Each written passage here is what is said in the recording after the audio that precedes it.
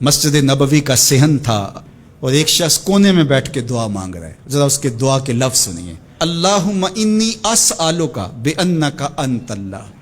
اے اللہ میں تجھ سے اس لیے مانگتا ہوں کہ تو میرا اللہ جو ہے.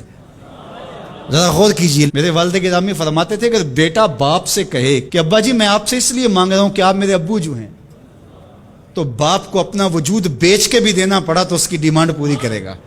جو اس نے لفظ ہی ایسا کہہ دیا کہ ابو میں آپ سے اس لیے مانگ رہا ہوں کہ آپ میرے ابو جو ہیں، تو میں نے آپ سے ہی مانگنا ہے.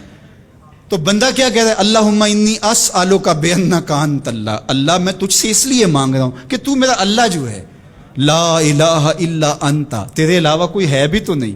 انت الاحد الصمد الذی لم یلد ولم یولد. تو ایک ہی ہے، واحد ہے، اور کوئی ہے ہی نہیں جس در پہ جاؤں. کوئی چوکھٹ نہیں ہے جہاں دامن پساروں، کوئی دہلیز ہی نہیں ہے جہاں جھولی پھیلاؤں. تو بے نیاز ہے اور تجھے نہ کسی نے جنم دیا اور نہ تو نے کسی کو جنم دیا. مالک میں تیرے حضور دعا کر رہا ہوں. یہ وہ دعا کر رہا تھا کہ میرے حضور نے سن لی.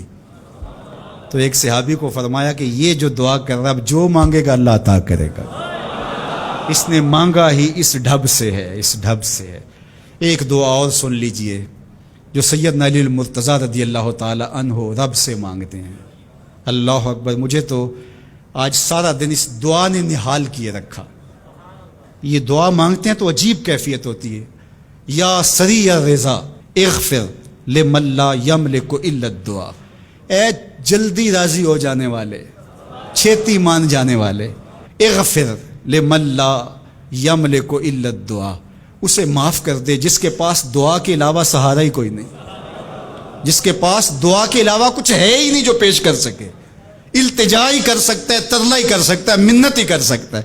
منتوں اور ترلوں کے علاوہ جس کے پاس کچھ نہیں ہے، اے جلدی مان جانے والے اس کی مغفرت کر دے، اس کو بخش دے. اللہ اکبر. تو وہ کریم ہے، وہ کہتا ہے میرے در پہ آؤ تو صحیح، کوئی جھولی پھیلاؤ تو صحیح. ہم تو مائل بکرم ہیں، کوئی سائل ہی نہیں. راہ دکھلائیں کسے راہ رو منزل ہی نہیں. کوئی آئے تو صحیح، جھولی پھیلائے تو صحیح، کوئی طلب تو کرے. دنیا والوں سے مانگیں تو ناراض ہوتے ہیں، اللہ سے نہ مانگیں تو ناراض ہوتا ہے. اللہ کہتا ہے مجھ سے نہ مانگو گے تو پھر کس در پہ جاؤ گے؟ قل ما یعبؤ بکم ربی لولا دعاؤکم. اگر تم نہیں مانگو گے تو پھر وہ بھی پرواہ نہیں کرے گا. تم مانگتے رہو گے، جھولی پھیلاتے رہو گے، وہ اپنی رحمتیں تمہارے دامن میں ڈالتا رہے گا. اس کے خزانوں میں کوئی کمی نہیں آتی.